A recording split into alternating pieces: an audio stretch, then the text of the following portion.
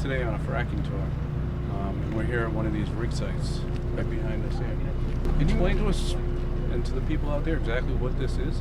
Yeah, well, the pad is done first. They have to clear the pad off. There used to be trees all along here. They're all in that pile you saw down the street. So they clear cut this. They clear cut the whole area, what used to be a beautiful little forest area. Then what they do is they bring in the all the construction starts for the pad. Then they bring in the rig. The rig is rolled in, and it's usually got a base that rolls in, and then they build that's constructed. The rig that's for the horizontal, the vertical drilling where they're dropping the pipe straight down. It's totally different when they do the fracking because they don't need the tower. They bring a crane in, and it's got like a big tube, and the tube goes down, and they're pushing 50,000 horsepower of pressure down into, because to go a mile and a half straight down and then a mile and a half sideways, it takes a lot of pressure. And that's where they run into problems. Think of this, for oil, they drill a hole straight down and they pull it back up. It's done with hydraulics, that's what they do. They're fracking for oil now, but the old school was a big pool down there. Well, gas is not in a pool necessarily, so what they have to do is go down and fracture it. Well, think of the difference between a bottle of water, shaking it for 5 minutes and opening it, no problem, or a bottle of Sprite, shaking it for 5 minutes. You won't open it because you'll be wearing the entire contents of it. So that's the job, is to pressurize it, and then it's coming back up. Along with that is all the fluids shoot back up. So you keep about 70% down there, about 20 to 30% come flying back out. That's the flow back. Over the course of the life of the well, it'll keep bringing water up, but the earth keeps regurgitating it.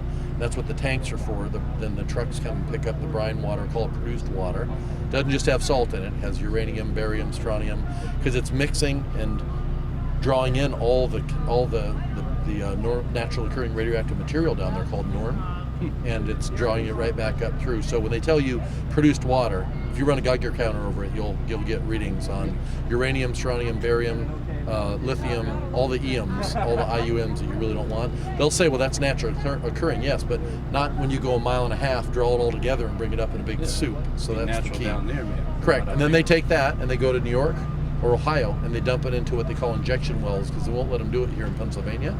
So they take these trucks and drive them and they push it down into New York State. Has a lot of abandoned wells, so they go and throw it right down and that means it can mix and mingle with and talk to other mines and other areas, and then the aquifer. Because it's so funny, if you know how water works, water at the top is water at the bottom. They're all connected.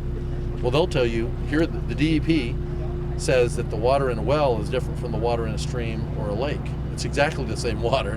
Where do they think it came from? It didn't just appear magically at the top, and it's not connected to the end of the bottom. So they can contaminate down below, but they're saying it has no relation to something that happens up on top. Yeah, and what happens is they're doing the vertical, or the vertical right now. That's where endemic, the 3 wells contaminated 33 water wells, 3 gas wells spread apart contaminated 33 private water wells. That means your water usually will turn black because of what they're doing. They're knocking everything loose, and the bubble. So it turns from crystal clear, beautiful spring water, natural water coming out, to Coca-Cola, just like that. Can happen you get up in the morning and turn it on or flush the toilet, it's all black with bubbles in it. And that's what happens. But then, that's a change. To say that didn't change it from doing this activity, then they say it's not from fracking. You go, I don't care what it's from. Is it from the vertical, the horizontal, or the fracking process? It's all part of the drilling. So we have to stop saying fracking for contamination. We talk about drilling. Did any part of the drilling process cause contamination? Well, yeah, the casing failure. Okay, well, so everyone says fracking. That's their game now. Fracking has never caused, I don't care if it's the drilling, the vertical, the horizontal, or the fracking. Any of those 3, was that part of what you came here and did? Yes. So that's the key. Their whole thing is plausible deniability. Changing the word. Just change the word. It's like when they say eminent domain. It's called certificate of public convenience. Where you are in New York, you have forced pooling. No, that's compulsory integration. When the stream behind my home, right behind my house, I have a beautiful little stream called Laurel Lake Creek. When they were boring and putting the pipeline, when they install a pipeline underneath, they put it about 50 feet underground, and they go right underneath, try to get to another side from a high to a low to a high, with the creek in the middle. They blew the bottom, right? They blew a 10-foot hole right out of the bottom of a beautiful trout stream. And when I called up and told the DEP, hey, they had a blowout, because that's what the guy called it that was down there where they were scrambling. All this mud is there because they used mud. It's blowing out in the creek. The creek's turned into Mississippi. I called DEP and called it a blowout, and she said, I'm sorry, we don't call it a blowout. We call it an inadvertent return to surface. And I said, I'm going to go down there and have an involuntary muscle reaction on somebody's face, so you better get somebody down here pretty quick. So they came down. That was the first on July 29th, 2011. Then every 3 days to a week after that, they had 8 blowouts in the next 2.5 months. Eight blowouts, and they went from 10-foot diameter hole to a 20, to a 30, to a 40.